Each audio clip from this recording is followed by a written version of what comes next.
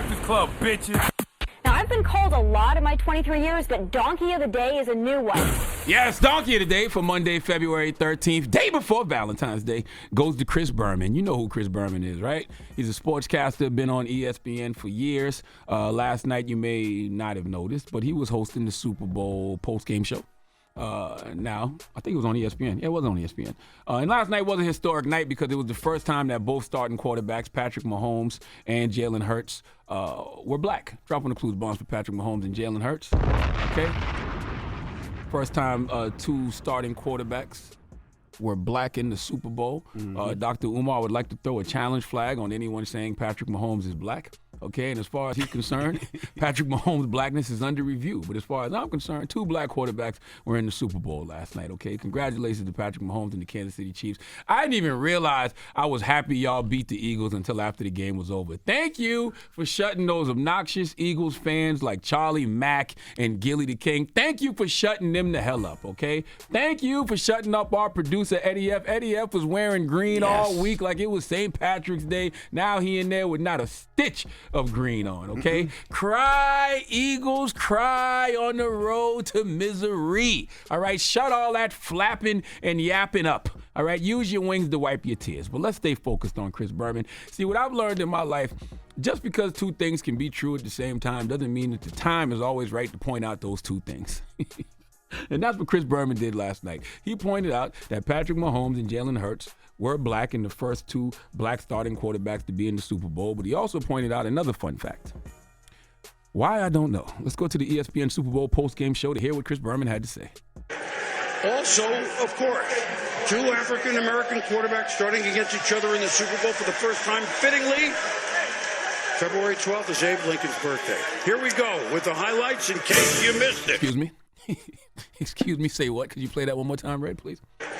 Also, of course, two African-American quarterbacks starting against each other in the Super Bowl for the first time, fittingly. February 12th is Abe Lincoln's birthday. Here we go with the highlights in case you missed it. Why is that fittingly, Chris Berman? President Abraham Lincoln's birthday. President Abraham Lincoln, who issued the Emancipation Proclamation on January 1st, 1863. The proclamation declared that all persons held as slaves within the rebellious states are and henceforward shall be free. Now, people speculate on why he let the slaves free.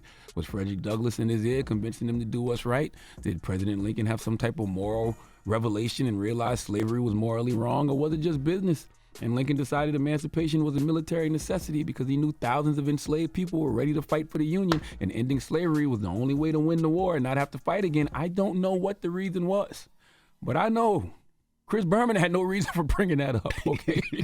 Chris Berman's reason for bringing that up to me was to say if it wasn't for Abraham Lincoln, the field y'all Negroes would be working on today would be a lot different. Okay? I mean, damn, Chris Berman, how about say fittingly, this is happening during Black History Month? Not to mention all the things that have happened since 1863 that made it possible for two black quarterbacks to be starting against each other in the Super Bowl. There's a lot of things I would credit before Abe Lincoln ending slavery. How about credit the 5 black men who broke the color lines in the NFL?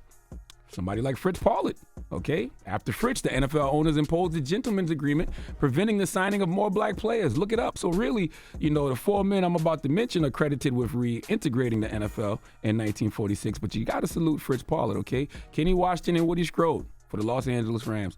Bill Willis and Marion Motley of the Cleveland Browns. How about salute them during Black History Month, okay? That's how you acknowledge how far black players have come. Let me hear that. Let me hear Chris Berman one more time. Also, of course, two African-American quarterbacks starting against each other in the Super Bowl for the first time, fittingly. February 12th is Abe Lincoln's birthday. Here we go with the highlights in case you missed it. Mayonnaise, bro. Mayonnaise. This is why you don't need too much mayonnaise, because too much goddamn mayonnaise will ruin a dish, okay? Chris, fittingly, I need you to take some cultural sensitivity training classes, okay? I don't care how long he's been a broadcaster, all right? Discipline him the way you discipline everybody else. Discipline him the way players get disciplined. Make him take a class, okay, and pay a fine. And then after he does that, fittingly, okay, we need Chris Berman to just shut up and broadcast, all right? And then, fittingly, we need him to shut the F up forever.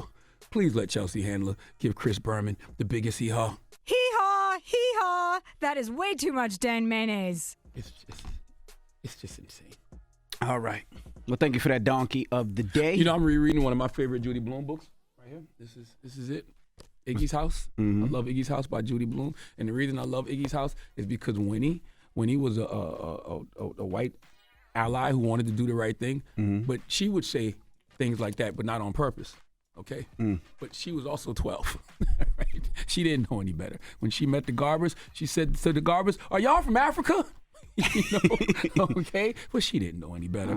Chris Berman knows better. You reading Judy Blume with your kids? No, I'm just reading that for my own cultural purposes. I grew up on Judy Blume. Okay. You know, every now and I, you know what I like to do? I like to go back and read those children's books as an adult because there's so much lessons and gems that were in those books that, you know, when you're older, you have a different perspective of them, you know? Just like when I read Charlotte's Web nowadays, I realize how much of a selfless spider Charlotte was, you know? What else do you read? Cat in the Hat, any of those? No, that's not I don't read Cat in the Hat. But I love Judy Blume. Drop on the clues bomb for Judy Blume. Y'all already know that, though. Y'all know that's my dream conversation to have one day. All right. Donkey of the Day is brought to you by the law office of Michael S. Lamonsoff. Don't be a donkey. Dial pound 250 on your cell and say the bull if you've been hurt in a construction accident. That's pound 250 from your cell and say the bull. Wake that ass up. Early in the morning. The Breakfast Club.